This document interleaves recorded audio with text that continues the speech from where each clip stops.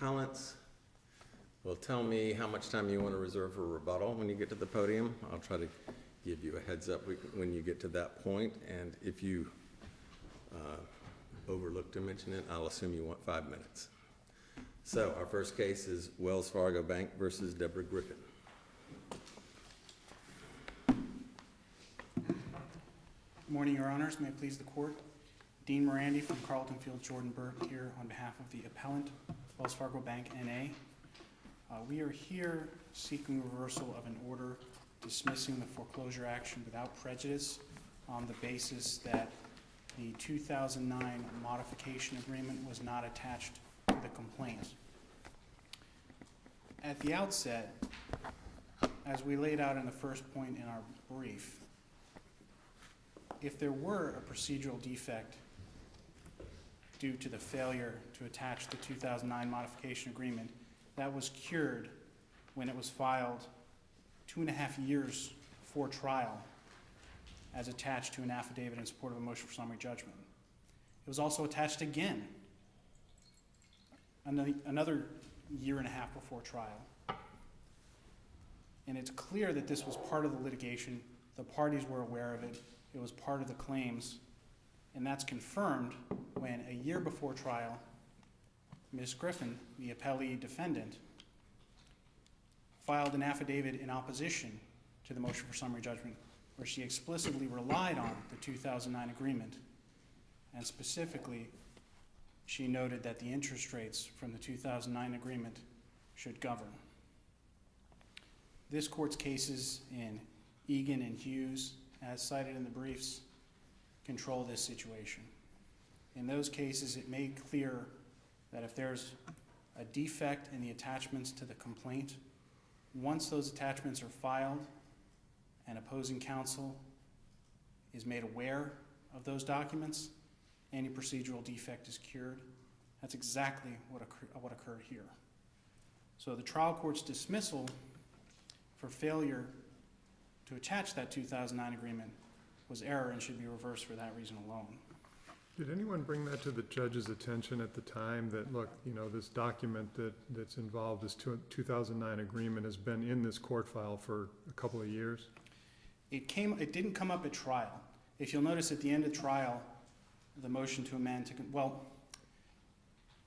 it was trial counsel's position that he didn't believe attaching this to the complaint was necessary.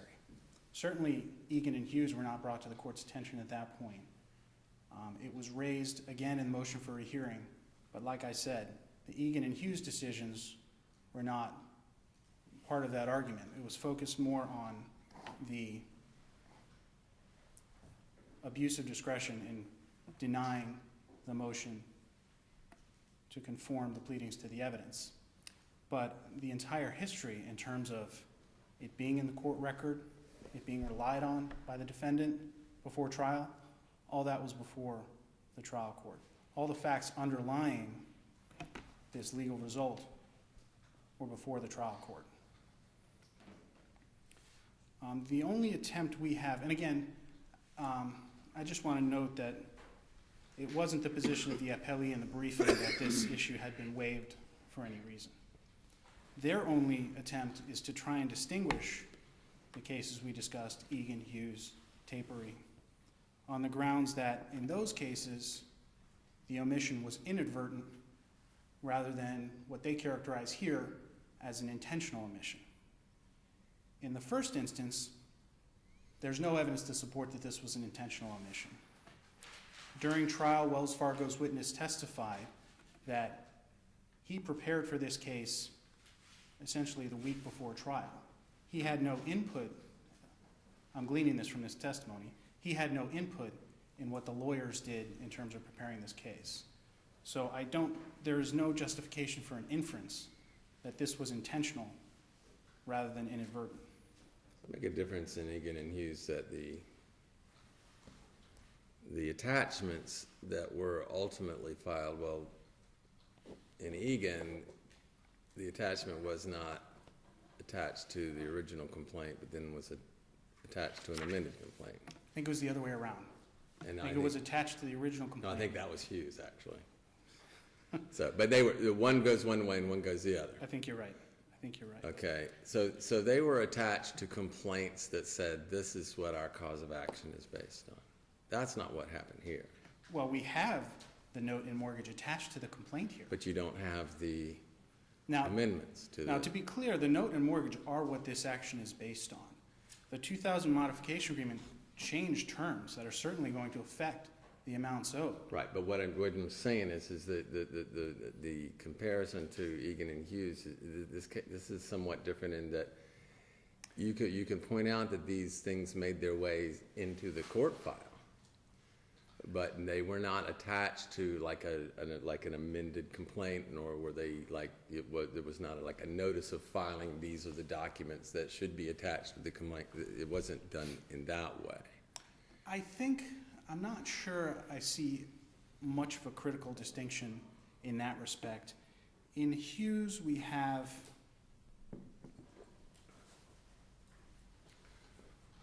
I just want to make sure I get this right. In Hughes, we have a notice of filing. In Egan, I want to say it was something similar to that. Oh, no, you're right. In Egan, it was attached to the amended complaint. There was a complaint, and then there was an amended complaint, and the issue in Egan really wasn't about that. That's the correct. issue was about whether the motion to, I guess, dismiss or whatever Or to strike the pleadings, was right. void of Merit. merit. Mhm. I think Hughes makes it more clear exactly what we're talking about. There was a notice of filing the original documents. And the court stated the filing of these documents would have had the same curative effect as did the filing of similar documents in the Egan case. So what we're talking about is a filing. In our case, it was attached to an affidavit because unlike a note, it wouldn't be self-authenticating. So I think the distinction between a notice of filing original documents and our affidavit attaching the modification agreement is essentially similar for our purposes, essentially the same for our purposes. And if we go to the 4th District's Tay-Perry decision, which we also cite, same type of situation. Notice of filing a copy of the mortgage. We're not even talking about original documents in that case. So here we have the document attached to an affidavit twice. And we have the defendant relying on the 2009 agreement in her own affidavit in opposition to summary judgment. So I think the essential holding of these cases is squarely on point here. And again, just to close out what we're talking about in terms of any distinction between inadvertent and an intentional omission, again, no evidence to support that that's the case here, but none of these cases make that kind of distinction. The point is, and I go to 1.190E, at every stage of the action, the court must disregard any error or defect in the proceedings which does not affect the substantial rights of the parties. The key here is prejudice. Did they know about it? Was there any surprise? Clearly there was none. And then that dovetails with our argument on 1.190B, which is the trial court abused its discretion in denying Wells Fargo's motion to amend the pleadings to conform with the evidence. The 2009 modification agreement was admitted into evidence over objection. Once that occurs, even when that occurs, an amendment is to be freely granted unless the admission of such evidence will prejudice the objecting party in maintaining or defending an action on the merits. Not only has the defendant failed to show prejudice or even really argued any substantial basis for prejudice, the evidence is to the contrary here. All the evidence is to the contrary. To start with, she signed and benefited from this 2009 modification agreement.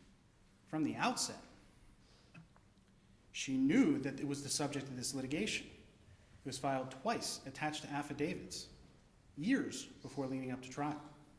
She herself relied on the 2009 modification agreement in her own affidavit in opposition to summary judgment.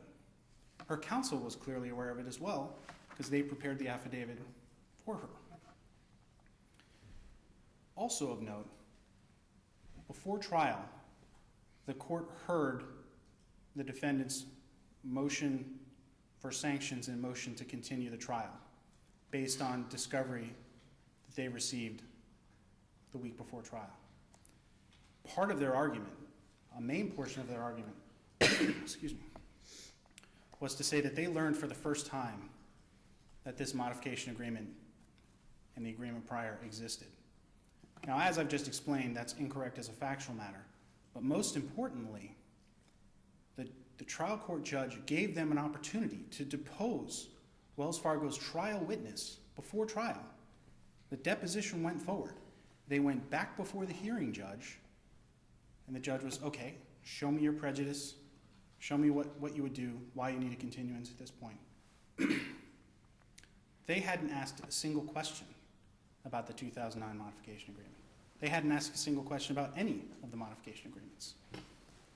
That shows they were aware of it. They had an opportunity to ask questions about it, to demonstrate prejudice as a result of this purported late disclosure, which we know, as a matter of fact, isn't ultimately correct. But nonetheless, they were given that opportunity, and they were unable to show any prejudice. The agreement was, so the trial went forward, the agreement was entered into evidence, there was extensive testimony about it. At the close of the evidence, Wells Fargo moved to conform the pleadings to the evidence, and the trial court based its ruling solely on the fact that these had been objected to all along the way. Well, that's certainly one prong in what needed to be done to avoid a trial by consent, but it does not meet the requirement that the opposing party demonstrate prejudice. The burden is on the opposing party to demonstrate prejudice, otherwise the amendment will be freely granted.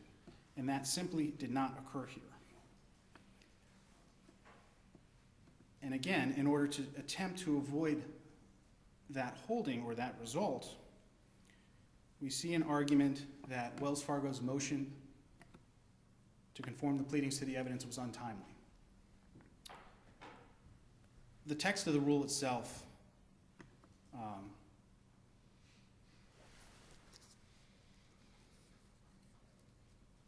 is clearly to the contrary. Rule 1.190b, such a motion may be made upon motion by any party, any time, even after judgment. So under the clear language of the rule, waiting until the close of evidence is not too late. It makes sense to do it at the close of the evidence. How do you respond, though, to the cases that say it is too late? Well, those cases, specifically Shopler and Archie-Fried, again, it goes back to the idea of prejudice. Those cases said it was too late, but not for the mere temporal aspect of it coming at a certain point in time. It was too late because in Shopler, the pleadings were insufficient to put the defendant on notice of the fraud claim. That's prejudice. They didn't have an opportunity to prepare a defense to that. That's why it was too late in that case. Same thing for Archie-Fried. At trial, they proved a claim not pled with sufficient particularity for Archie-Fried to prepare a defense. Prejudice. We don't have that here. We have the contrary here, where there is no prejudice, where they knew about this the whole time. The amendment of the pleadings wouldn't change any allegations, wouldn't change our cause of action. It's changing certain provisions, it lowered the principal balance, lowered the interest, extended the maturity date. All that would do is change the amounts owed. This is not a new cause of action like we see in Shopler and Archie-Fried. And all the cases that we cited are more akin to the facts here. Everything is based on a showing of prejudice. In Shopler and Archie-Fried, there was a showing of prejudice, so the amendment was improper. You are right. We have about 5 minutes left. You didn't mention how much time you wanted to reserve. Oh, I for apologize. rebuttal. 5 minutes would be perfect. Okay, right.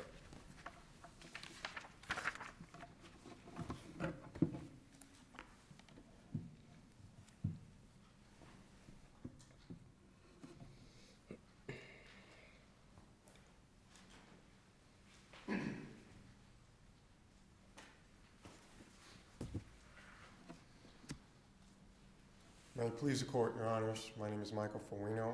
I'm here today representing the appellate, Deborah Griffin. I'm with my co-counsel, Matt Widener. And we're here today to ask the court to affirm the order of dismissal that's under review. Before I jump too far into the substance of the argument, I just want to thank the court for making the reasonable accommodations available to me. I do have a pretty bad hearing problem, so I have the real-time captioning here. If at any time during the presentation I don't hear something or I ask the court to repeat yourselves, please don't think I'm not listening or anything like that. It's just how I... Feel free, feel free. Getting into this case, Your Honor, in this case, Wells Fargo asked the court to reverse a dismissal that was made after a trial that only occurred because they fought our motion to continue, which motion to continue was only brought because about 3 days before the trial, Wells Fargo dumped 3,028 pages of documents into my office. For visualization purposes, what I did was I was actually able to print up those pages and I placed them right here on the table so we could see what I was going through. That's why we asked for the continuance motion. Importantly, those documents were requested almost 3 months before trial. We had several hearings on it, orders to compel, and that's how we ultimately got them before. That's why we asked for the continuance. Not only that, but Wells Fargo asked you to reverse this order based on a record that doesn't include 3 of the crucial documents necessary to sustain a judgment of mortgage foreclosure. That's the note, the mortgage, and the payment history. In Kelsey versus SunTrust, the 3rd DCA case that came out recently, the 3rd District cited this court's opinion in Ernest versus Carter and said that in order to prove prima facie case for foreclosure, you need a note, a mortgage, a payment history, and a demand letter. It necessarily follows that in order to reverse an order of dismissal for at trial, the bank, the lender, would have to include in the record these documents. Now, in Wells Fargo's reply brief, they assert that they're not seeking reversal with a remand for entry of judgment. And I'm not even sure if this court's prior opinions in Wolkoff and May versus PHH actually would support that, because what this court held there was where there's insufficient evidence to support a defendant, the bank isn't entitled to a second bite at the apple. And if I'm being completely arbitrary when I read, completely neutral when I read the case law, that has to flow my way as well. But that argument is also futile, because the only evidence that Judge Ulmer, the judge who presided over the trial, has to consider are the 3 documents which are in this record. And those documents wouldn't support, they would be insufficient to support the contract and the amount of damages necessary to sustain a foreclosure judgment. And not only that, Your Honor, but that error was an error committed solely by Wells Fargo. So essentially what you have is an appellant asking for reversal based on something that they did wrong. They're asking, let's go back down, let's re-weigh the sufficiency of the evidence, which they didn't even bother to secure. I'm not exactly sure what they did. I guess what they must have done was pack up their evidence and walk out of the courtroom. In their reply brief, they talk about how they refiled it. What they don't tell the court is that I actually had moved in the trial court to strike that filing as unauthorized. They filed it once, and then they actually withdrew that, and then they did another amended notice of filing, which is basically an unverified piece of paper that says that this is the evidence that the court considered a trial. It's signed by the lawyer who didn't even perform the trial. So, but Judge Ulmer won't be able to rely on that assertion. That's an unverified assertion of fact. All he'll have are the 3 documents that's before this court, which are basically merger agreements. So that's why their remedy is insufficient. It's futile. It doesn't have anything, it won't support it. I came back in the case to the Applegate case, Supreme Court case, and I recognize that courts have historically interpreted that to mean without a transcript, there's nothing for the appellate court to reverse on. But I think in a foreclosure case, where you're really predicated on documents. Clearly, you have to have the witness to testify to lay the foundation, because you're not ever going to have personal knowledge. But it's really going to come down to those documents. So if the documents aren't before the appellate court that you need to go down and reweigh the sufficiency, then it's almost the same thing as not having a transcript, except it's very, very much worse. Because as Kelsey said, you need those 4 documents. And if you don't have them, I don't understand how Wells Fargo can come before this court and ask for a reversal. So that's the first and most crucial point that I want to make. Turning to I think the first point my colleague talked about was the first point in the complaint, the so-called procedural defect in the complaint. It's undisputed that the 2009 mortgage modification agreement was not attached to the complaint. It's also undisputed when you look at the record, and Wells Fargo doesn't talk about it, but buried somewhere in those 3,000 pages are 2 other modification agreements, which didn't lower the principal. They increased the principal. They changed the terms of the note and the mortgage. Those aren't incorporated into the complaint, and they're not even talked about in Wells Fargo's brief.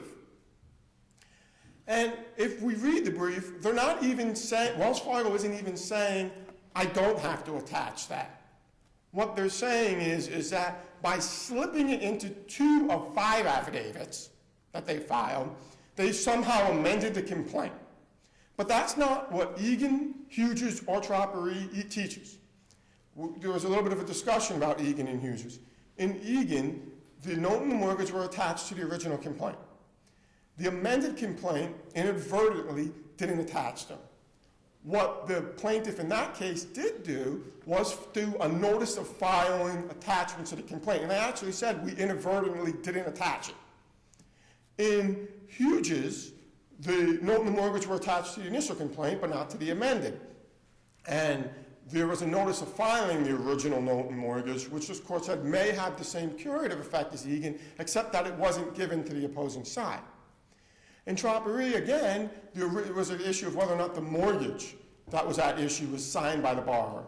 And in that case, the correct mortgage was attached to the original complaint, but not to the amended complaint.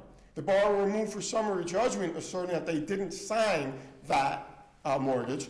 The lender actually filed the true mortgage and the correct mortgage, and that's when the fourth thought that figured that was sufficient. What happened here? Well, Wells Fargo doesn't let the court know that they actually filed a total of 5 affidavits. They filed 2 affidavits prior to their affidavit of indebtedness, which attached 1 page of the mortgage of the 2009 modification agreements, but didn't attach any of the 2 previous ones. And in the first affidavit they filed, which was October of 2010, no documents were attached. A couple months later, in December of 2010, there was a second affidavit, which did attach the payment history and some other records, but they did not attach the modification agreement. Then there was a third affidavit, which is what counsel is referring to. Attached to that affidavit was only the first page of the modification agreement. Then about a month later, they filed a 4th affidavit, which then attached the 2 pages of the modification agreement, but again, didn't attach the other two mods. But what they don't tell you is that in July of 2013, which is a few months before the trial, after they had filed all these other affidavits and after their motion for summary judgment had been denied, they filed a 5th affidavit. And nowhere in that affidavit is the modification agreement that they attached to the 3rd and the 4th affidavit attached. Importantly, nowhere in any of the affidavits, even in the ones that they attach, was there any allegation by the affiant. There's no sworn testimony that the loan was modified. They don't even reference the modification in the body of the affidavit. And if you actually flip through the affidavit in the very first one, the modification, the first page of it, is simply attached to, between a letter from announcing a bank change and the beginning of the payment history. And in the second modification, and in the fourth affidavit, where they attached the 2 pages of the modification agreement, they attached the modification agreement between the end of the note and the beginning of the complaint. But thinking about the principle of law that they asked this court to consider, beyond foreclosures, that means that in any contractual case, because that's what mortgage foreclosure is, it's a breach of contract case. In any contractual case, I don't have to attach any of the contract suit on. I don't have to talk about it in an affidavit. I just have to slip it in there. And as long as it's been served on the other side, then the complaint states a cause of action. But did you or your client argue that that prejudiced you in some way? That your opponent's motion to amend the pleadings to conform to the evidence, where's the prejudice argument? And where is the court's finding of prejudice? Yes. And I think the prejudice, again, goes back to... In the record, where does the court find, you know what, you're right, I'm going to deny that, we're going to dismiss this because you are prejudiced? And first of all, where was that argued? And secondly, where was that found? Right. Again, going to the motion to amend, which I think is what we're talking about, right. The word prejudice, I don't even think, does not even show up, and I'll admit that. But I think I think the prejudice is self-inherent. It's based on those documents that we got, which we asked for a continuance for. That we only got those documents 72 hours before. Correct me if I'm wrong, but what happened is at the end of the case, there was a motion to conform the pleadings to the proof, right? Yes, correct. And the judge said, no, I'm not going to do that. Because there was... Because, and the reason given was because that has been objected to all along. But don't we need a finding of prejudice or an argument that there's a prejudice in some fashion? And isn't it error to deny that motion without a finding of prejudice? I read the cases and I don't see what an articulation of prejudice. Does the trial court actually say he is prejudiced by that? And I don't see any opinions that actually say that those are magic words. And I don't think that requiring trial courts to actually say that should be a requirement. I think prejudice is obviously a factual determination that a trial judge will have to make based on the circumstances of the case. Did Judge Ulmer, who also said at the beginning of the trial, I've reviewed the entire court file and I know what's going on here, meaning that he knew about all of the other aspects that we've had that morning in the afternoon with the discovery, did he consider that? I don't presume to get into the mental machinations of Judge Ulmer, but I think that having said that, having considered that, and also having considered the way the case played out just that day, that prejudice was inherent and that he considered it. And I don't think a ruling, a requirement that there has to be magic words, that trial judges have to say you were prejudiced on record, should be a requirement. I think that's a factual determination that we need to leave in the well-seasoned hands of the trial judge. But when I talked about in the brief about Wells Fargo waiting too long, well, what happened factually in this case? Well, first, there was that affidavit that my client signed. And if you read that affidavit, it's that counsel is referring to, it's the last paragraph. And in that paragraph, my client was disputing the amount, the interest award that they had claimed at summary judgment. Because what had happened, and after I had time to think about it, was I went through that affidavit, and I must have found buried in, and I can't even say if it was the third or the fourth affidavit, because I really don't know which one I was even looking at. But I found that what purported to be a modification agreement with different interest rates, as opposed to what they would require. And so the modification agreement just pertained to whatever the amount due. What the amount due is all that pertained to, correct? Well, it changed terms. Counsel said Let me they just waived. ask you, how were you prejudiced by?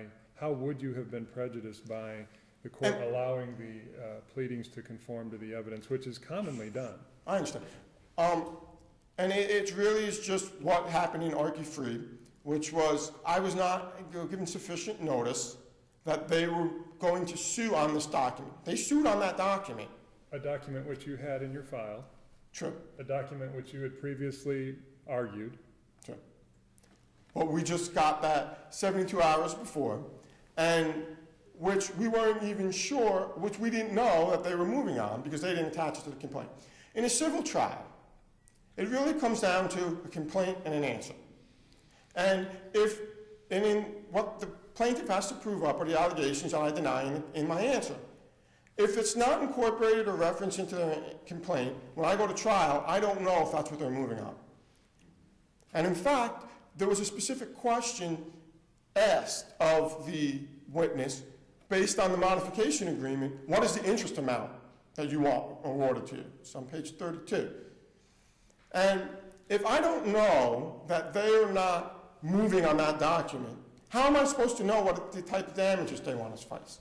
Let me ask you a question about the previous modifications, right? There were, I think you said 3, and did all of them modify the amount owed or the interest rate or the term of the loan?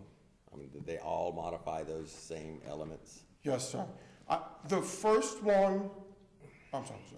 Were those 2 prior ones referenced at all at the trial?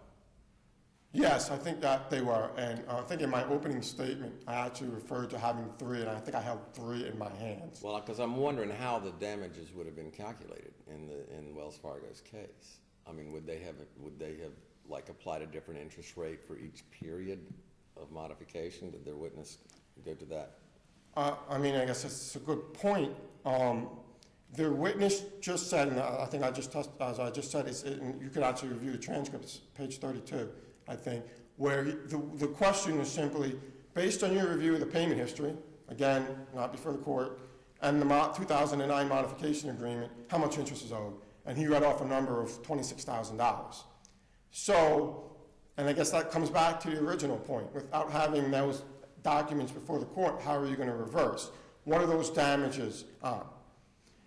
Did they calculate the interest rate differently during set periods of times? Because, and I apologize, I need to go back to your original question, is yes, they did change the terms of the loan. But the Wells Fargo side of the case in this trial didn't at least expressly account for those modifications in terms of the interest rate for this period was X, the interest rate for this period was X plus 1, the interest rate for this period was Y minus, They didn't lay it out that way. No, I don't see that in the transcript at all. I just see just $26,724 or something like that. Number. Yeah. And I realize that's outside of this case, but that's really the problem with all the trial transcript, is just when they read off of documents that are in front of them. And that's what happened at trial. So again, Judge Black, going back to your point, that's how we're prejudiced. I can't even perform a defense. How much do they want? Because that's really what it's going to come down to. How much money are they entitled to? If they don't attach the actual document, which shows at least a beginning point of how much they're entitled to a complaint, I cannot prepare a defense to that. And Judge Kelly, I think that may have been your point in the recent case of GGB versus profit sharing, where, and Judge Black, I think you concurred in that opinion, where you reversed the judgment because paragraph 6 of that complaint was insufficient to put the defendant on notice of what was being sued for. I realize that they want to make this into a one-shot deal. It's one cause of action, it's mortgage foreclosure, and it didn't change anything. But the modification truly did. It changed the amount that's owed, how much is owed, and when it was owed. Mr. Fuino, you are down to a minute left. I just wanted to give you a heads up.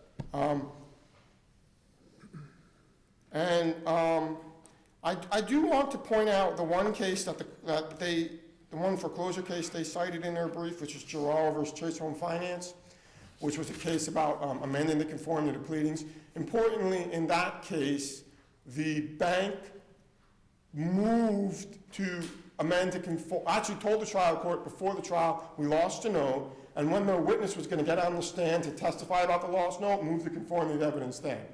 What happened here was we had the affidavit I filed, which put them on notice that they should have amended then. We had an explicit statement from Judge Minkoff in the morning asking their trial attorney, do they need to attach it? He said no. We have in my opening statement, which I was going to object to the note in the mortgage, we have my objection when they, outside the scope of the pleadings, when they moved to introduce the evidence, and then we had my first motion for involuntary dismissal, and then we had our second motion to dismiss. It was only after all of that happened did Wells Fargo ask to amend. That's why it was on time. Thank you very much. Thank you. Thank you.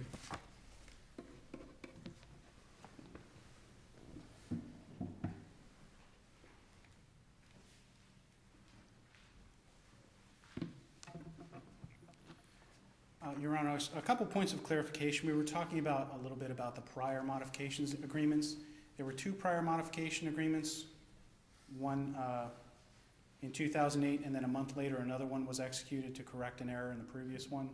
So while there were two prior, it really was essentially one. Really, it was one modification. Right, but the reason why that is irrelevant to proving the case is, first of all, we moved for foreclosure and sought the amounts owed only of principal and interest.